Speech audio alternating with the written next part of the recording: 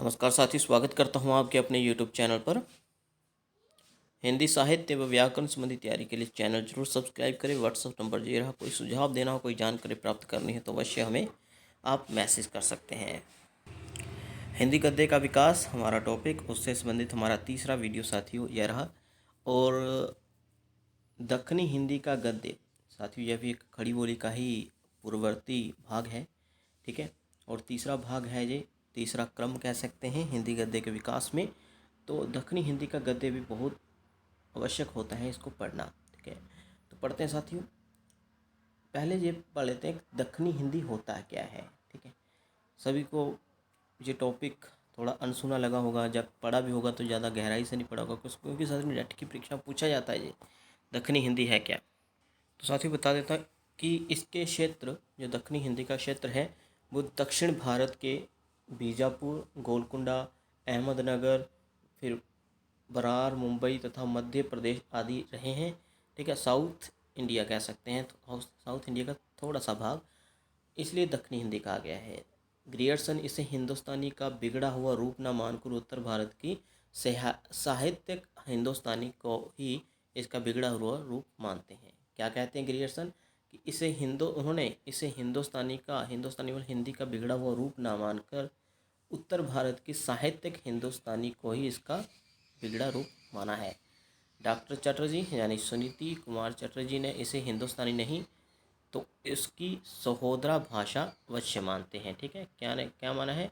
सहोदरा भाषा, ठीक है साथियों। एक और बात, दक्षिणी मतलब जो डेक्कन है, डेक्कन जिसे मध्य जो दक्षिण भारत में है, जिसे प्रायद्वीप भी कहा जाता है, पठार वगैरह, वहाँ ये बोली जाती है, ठीक है। इसलिए दक्षिणी बोला जाता है, दक्कन भी कहा जाता है वैसे इसका रूप एक। तो साथियों कहाँ कहाँ इसके बोलने का स्थान है, वो है मराठवाड़ा महाराष्ट्र खानदेश, ठीक है, और तेलंगाना मध्य प्रदेश, और हैदराबाद कर्नाटक, ठीक है। तो कुल मिलाकर साउथ इंडिया में ही बोला जाता है। कुछ बोलने वाले इसके केरला और गोवा में भी मिलते हैं। तो हिंदी गद्य का विकास का तीसरा भाग, दक्षिणी हिंदी का गद्य आवश्यक है पढ़ना।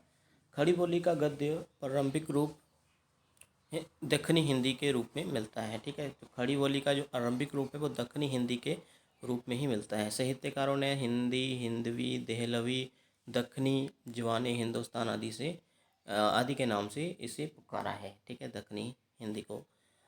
प्रोफेसर एहतेशाम हुसैन ने दक्षिणी हिंदी के संबंध में लिखा, इस परिभाषा में पंजाबी हरियाणवी खड़ी बोली का मेल था। यह ब्रज भाषा के प्रभाव से भी बची न थी, ब्रज भाषा का प्रभाव भी इस पर था। और सबसे बड़ी बात यह थी कि इसमें अरबी फारसी के अनेक शब्द भी सम्मिलित हो गए थे। तो यह नोट डाउन कर लीजिएगा साथियों। आगे बढ़ते हैं। कुछ और तथ्य इतिहास से पता चलता है कि आरंभ में उन्होंने उसी भाषा से काम चलाया जहाँ तक कि वह उन्नति करके साहित्य की भाषा बन गई। साहित्यकारों ने उसको कभी हिंदी, कभी जवानी हिंदुस्तान, कभी दक्कनी कहकर पुकारा, जहाँ दक्कनी हिंदी की बात हो रही। तो साथ ही दक्कनी हिंदी में जो कुछ रचनाएं हैं और कुछ रचनाकार, वो हम पढ़ लेते हैं साथियों। जैसे इधर रचनाकार दिए हैं, इधर रचनाएं दी हैं, ठीक है। तो रचनाकार देख लेते हैं पहले। ख्वाजा वंदे नवाज, ठीक है।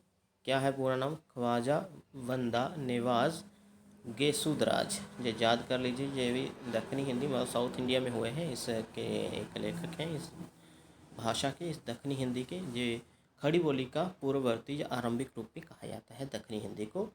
तो ख्वाजा वंदा नवाज गेसुदराज 1318 से लेकर 1422 ईस्वी तक इन्होंने जीवन जिया। इनकी कुछ रचनाएं हैं, मेराजुल आशिकीन, शिकारनामा, तिलावतुल वजूद, हिदायतनामा, रिसाला, सहवारा, बारहमासा, ठीक है साथियों। एक और बात, मुला वजी, ये बहुत इंपॉर्टेंट है, पढ़ा होगा। मुला वजी दक्षिणी हिंदी के लेखक हैं। सबरस 1665 ईस्वी और कुतुब मुश्तरी की दो रचनाएं हैं, बहुत इंपॉर्टेंट, नेट की परीक्षा में असंख्य बार पूछी जा चुकी हैं। असंख्य बार तो नेट नहीं हुए, मैं इसलिए कह रहा हूँ बहुत बार। मोहम्मद अली कुतुब शाह, बहुत इंपॉर्टेंट, इन्होंने पुस्तक लिखी कुलियाते कुली कुतुब शाह। हुसैन अली खां, जो भी इम्पोर्टेंट है, हुसैन अली खां, इन्होंने चार दरवेश नाम से पुस्तक लिखी। 1838 ईस्वी में दक्षिणी हिंदी गद्य के प्रथम लेखक माने जाते हैं। ठीक है, तो जितने भी ये लेखक हमने ऊपर पढ़े, चाहे वो गेसु दराज हो, ठीक है, पूरा नाम नहीं ले रहा हूँ, मुल्ला वजी, मोहम्मद अली कुतुब शाह, हसीन हुसैन अली खां, तो ये प्रथम लेखकों में से एक है साथियों। याद करना आवश्यक है इनके नाम। बाकी दक्षिणी हिंदी के तो बहुत सारे लेखक हैं साथियों। ठीक है, जे खड़ी बोली का आरंभिक रूप रहा है, बार बार बोल रहा हूँ। ठीक है, तो इनको पढ़ना, सिर्फ इन्हीं को पढ़ना है, और ज़्यादा पढ़ने की आवश्यकता नहीं है, ज़्यादा पूछा भी नहीं जाता है इसके बारे में, लेकिन जितना पूछा जाता है हमने बता दिया। अगला साथियों माफ़ करिए, अगला पॉइंट है, उसको पढ़ना अनिवार्य है, ज़रूरी है। मिराजुल आशिकीन को दक्षिणी हिंदी गद्य की प्रथम पुस्तक माना जाता है। किसको? मिराजुल आशिकीन को। और ये गेसु दराज की पुस्तक थी साथियों, हमने ऊपर पढ़ा। ठीक है, ये याद रखना है, आपने भूलना नहीं है। ये पॉइंट जो मुख्य बात है वही पढ़ा रहे हैं, नेट में आता है ये। आगे इसमें सूफी धर्म के उपदेश हैं।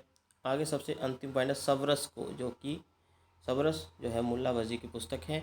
सबरस को उर्दू साहित्य की प्रथम गद्य रचना भी कहा जाता है। तो एक कह सकते हैं खड़ी बोली का आरंभिक रूप, और उर्दू भाषा से भी काफ़ी नज़दीक भाषा ये थी। तो इस प्रकार से हमारी ये वीडियो यहाँ समाप्त होती है। तीसरा भाग आपके सामने हमने प्रस्तुत किया, हिंदी गद्य का विकास, जिसमें दक्षिणी हिंदी गद्य पढ़ा, और अगली वीडियो में हमने खड़ी बोली का गद्य पढ़ेंगे। ठीक है, उसका गद्य हमने पढ़ना है साथियों। तो मिलते हैं अगले वीडियो में, तब तक अपना ध्यान रखिए, धन्यवाद।